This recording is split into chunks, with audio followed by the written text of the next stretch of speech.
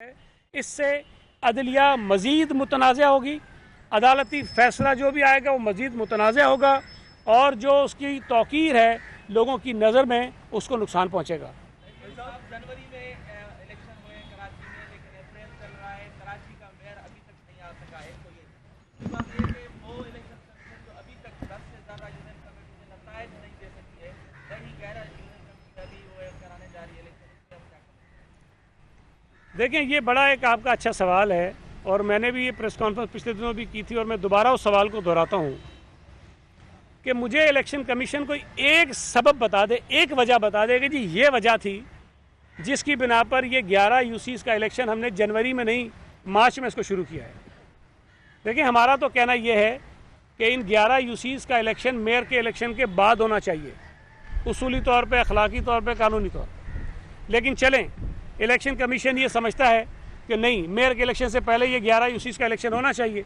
अगर उनका ये ख्याल था तो 15 जनवरी को कराची शहर में बल्दियाती इलेक्शन हुए थे, 17 को, 18 को, 19 को, 20 को ये 11 यूसीज़ का शेड्यूल आ सकता था और फरवरी के महीने में ये 11 यूसीज़ पर इलेक्शन हो सकता था। कोई एक वजह बता दें कि ये जनवरी में शेड्यूल क्यों नहीं आया और ये 2 महीने के बाद उन्होंने शेड्यूल क्यों जारी किया है। ये जो ताख़ीर हुई है उस ताख़ीर का सबब क्या है और उसकी वजह क्या है, कोई वजह आपको नहीं मिलेगी। लेकिन बहरहाल इलेक्शन कमीशन इसका जवाब दे। दूसरी बात कि ये रिवायत बहुत गलत है कि अगर कुछ सीटें खाली रह जाती हैं तो उन खाली रह जाने वाली सीटों की वजह से अगर आप मेयर का इलेक्शन रोकेंगे, चीफ मिनिस्टर का इलेक्शन रोकेंगे, प्राइम मिनिस्टर का इलेक्शन रोकेंगे, स्पीकर कौमी असम्बली या नेशनल असम्बली का इलेक्शन रोकेंगे तो इस मुल्क में आगे चलकर आइनी बहरान पैदा होने के खदशात हैं। अगर कौमी असम्बली और सूबाई असम्बली की सीटें कोई 4-5 खाली रह गई और आपने इलेक्शन करा दिए और जो जमातें जीत कर आती हैं उनमें जो फ़र्क है सीटों का, वो 1 या 2 सीटों का अगर फ़र्क हुआ तो वो जमात मुतालबा करेगी कि पहले ये जो रह जाने वाली सीटें थी उस पर इलेक्शन कराओ, उसके बाद आप जो है वो चीफ मिनिस्टर का या प्राइम मिनिस्टर का इलेक्शन करो। तो इस तरह प्राइम मिनिस्टर और चीफ मिनिस्टर का इलेक्शन कई महीनों तक लटका रहेगा, वो नहीं होगा। बहरहाल इलेक्शन कमीशन की ये दानिश है, वो ये समझते हैं कि उन्होंने ठीक किया, लेकिन मैं समझता हूँ ये गलत है। जो 10 सीटों की बात करें, मेरा ख्याल है 10 सीटें नहीं रुकी, अब कम है, लेकिन वो उनको कम जो सीटें रही कर देनी चाहिए। इलेक्शन कमीशन के पास कानून के मुताबिक मैक्सिमम 60 दिन होते हैं किसी भी केस को अपने पास रोकने के। गलत तरीके से रोके उन्होंने, लेकिन बहरहाल 60 दिन मैक्सिमम होते हैं और वो 60 दिन का जो अरसा है वो 15 मार्च को ख़त्म हो गया है और उसके बाद उन्होंने खैर बाकी फ़ैसले कर दिए हैं। कोई 2-4 शायद यूसीज़ रहती हैं, उनका भी फ़ैसला करें, उसको नोटिफाई करें, इसलिए कि ये जो कुछ अब डिले हो रहा है ये गैर कानूनी डिले हो रहा है और उसकी वजह से तशवीश पैदा हो रही है उस इलाके में जो लोग मुंतखब होकर आएँ उनके दरमियान और उनके वोटर्स के दरमियान, और ये मैं समझता हूँ मुनासिब बात नहीं है। एक सेकंड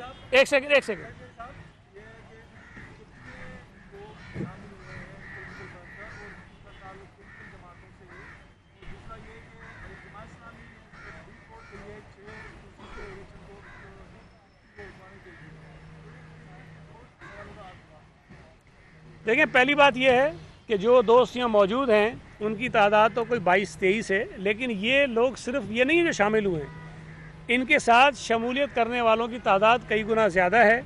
लेकिन चूंकि हम यहाँ वो मजमा लग जाता है, फिर आपको तकलीफ़ होती है, हमने कोशिश की कि लोगों को कम बुलाएं। तो जो उनके लीडर्स हैं मुख्तलिफ़ बरादरियों के, हमने सिर्फ उनको यहाँ बुलाया है, तादाद इससे कई ज़्यादा है।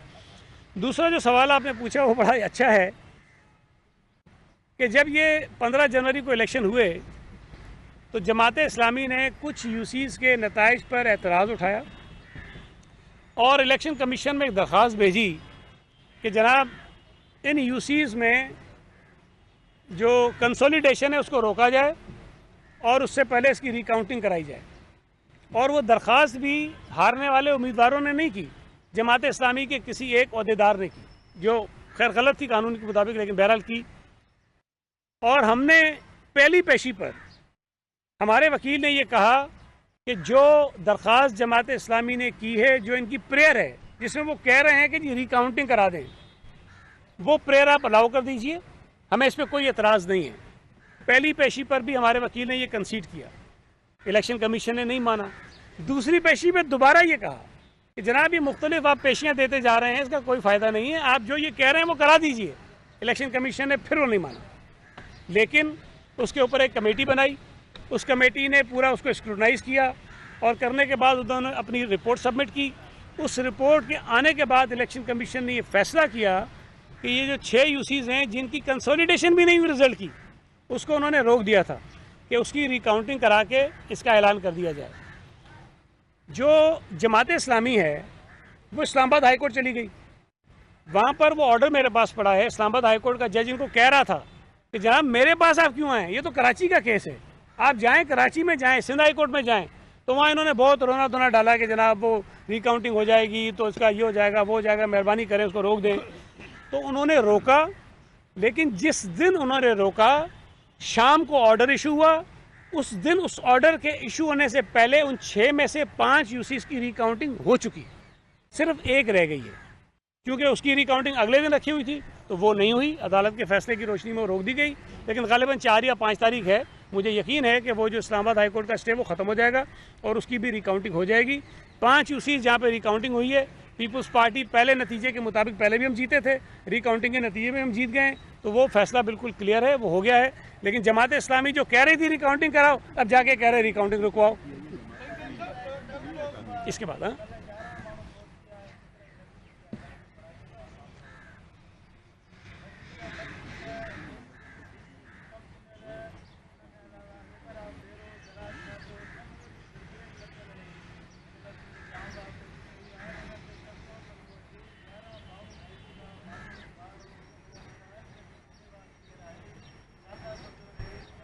देखें, एक तो ये बड़ा अफसोसनाक वाक़या हुआ कल, बेगुनाह गरीब लोगों की जानें इसमें गई। लेकिन जो दूसरा आपने हिस्सा जोड़ा है इसका कि ज़िम्मेदार एडमिनिस्ट्रेशन या हुकूमत, बराह रास्त तो नहीं है, लेकिन बहरहाल आप कह सकते हैं कि हुकूमत को ज़िम्मेदारी होना चाहिए, हम मान लेते हैं। लेकिन जो ये वाक़या हुआ उसमें कोई प्राइवेट आदमी, कोई फैक्ट्री ओनर,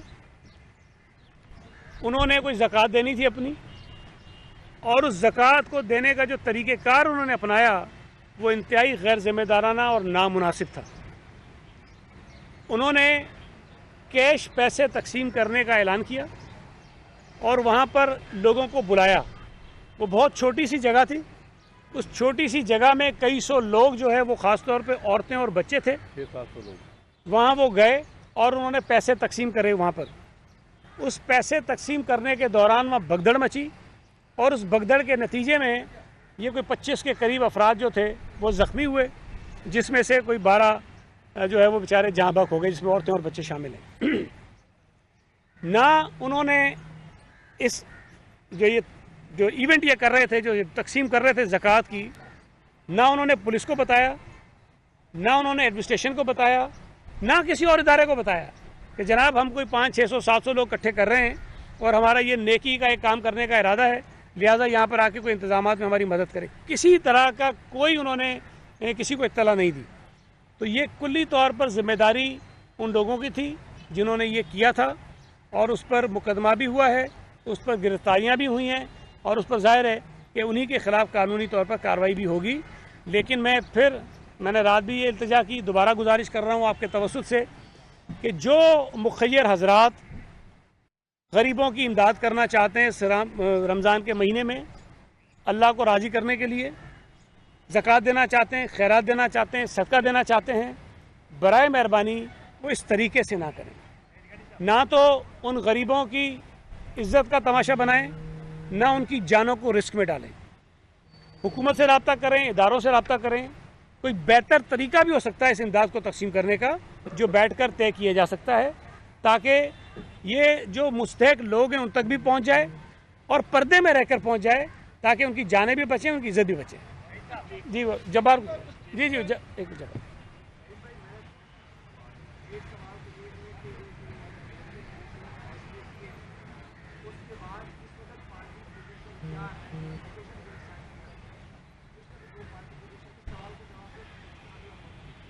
देखें, हमारी जो कैलकुलेशंस हैं, ये सारे जो केसेस अगर डिस्पोज ऑफ हो जाते हैं, निकल जाते हैं, तो हमारी 97 सीट्स बनती हैं, 97, और जमात इस्लामी की गालिबन 83 या 84 हैं। और PTI की कोई 42 हैं।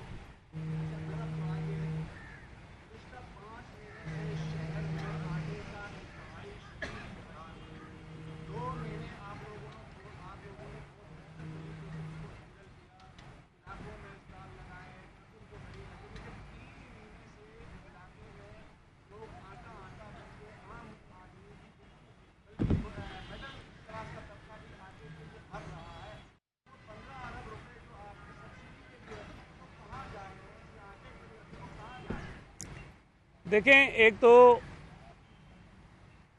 मैं ये गुजारिश कर दूं कि अच्छा काम कर रही है पंजाब हुकूमत भी कि चले उन्होंने मुफ्त आटा देने की बात की। KPK की गवर्नमेंट भी अच्छी नीयत है, इंटेंशंस तो अच्छे हैं कि चूँकि महंगाई है तो गरीबों की इमदाद की जा सके। लेकिन वहाँ आपने देखा कि मुख्तलिफ वाक़यात हुए हैं जिसमें कई लोगों की जानें गई हैं। जब ये हुकूमत सिंध फैसला कर रही थी कि हमें भी इस महंगाई के दौर में आटे पर कुछ सब्सिडी देनी है, तो हमने ये फ़ैसला किया कि बजाय इसके कि इस तरह मुफ्त आटा तकसीम करें जिसमें इस किस्म के वाक़यात होने का भी अंदेशा था, और दूसरा इम्कान ये भी था कि शायद जो मुस्तहक लोग हैं उन तक ये पैसा सारा नहीं पहुँचेगा। तो सिंध हुकूमत ने ये फ़ैसला किया कि बजाय आटा तकसीम करने के बेनज़ीर इनकम सपोर्ट प्रोग्राम के तहत 32 लाख ख़ानदान ऐसे हैं जो उससे मुस्तफ़ीद हो रहे हैं। जो उनका स्कोर है 32 का, वो लोग इसमें आते हैं। हमने उनकी तादाद में इजाफ़ा किया और वो 32 लाख से बढ़ाकर 78 लाख कर दिए, और जो 32 का स्कोर था उसको बढ़ा के 60 पे लेके आ गए। तो 60 पे जो स्कोर आया उसमें ये जो 32 से 78 लाख लोग हो गए। हमने बजाय इसके कि पैसे उनको इस तरह कैश दें, बेनज़ीर इनकम सपोर्ट प्रोग्राम के जो उनका तरीक़ाकार है, मैकेनिज़्म है, हमने उसको इस्तेमाल किया और 65 रुपये फ़ी किलो आटे की जो सब्सिडी बनती थी 30 किलो की, वो हमने पैसे उनके अकाउंट में ट्रांसफ़र करना शुरू कर दिए, जो जाना शुरू हो गए। अब ये पैसा तो लोगों को मिल रहा है, लेकिन आप ठीक कह रहे हैं कि इस तरह नज़र नहीं आ रहा जिस तरह पंजाब में KPK में हो रहा है, जो भगदड़ मचली वाक़यात हो रहे हैं। तो मैं समझता हूँ कि सिंध हुकूमत ने ज़्यादा मुनासिब और ज़्यादा ट्रांसपेरेंट तरीक़ेकार अडॉप्ट किया और ये पैसा थ्रू बैंक चैनल उनके अकाउंट्स में ट्रांसफ़र हो रहा है।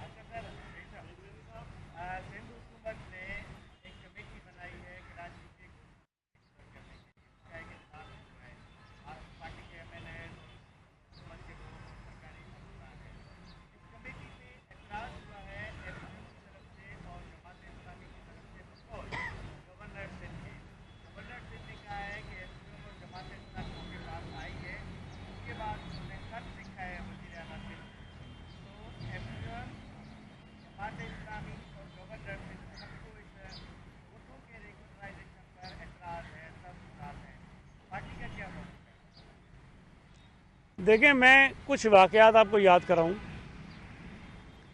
मुख्तलिफ़ अयाम में, मुख्तलिफ़ सालों में, मुख्तलिफ़ महीनों में मुख्तलिफ़ अदालती फ़ैसले भी होते हैं या हुकूमत के खुद एडमिनिस्ट्रेटिव डिसीजन होते हैं।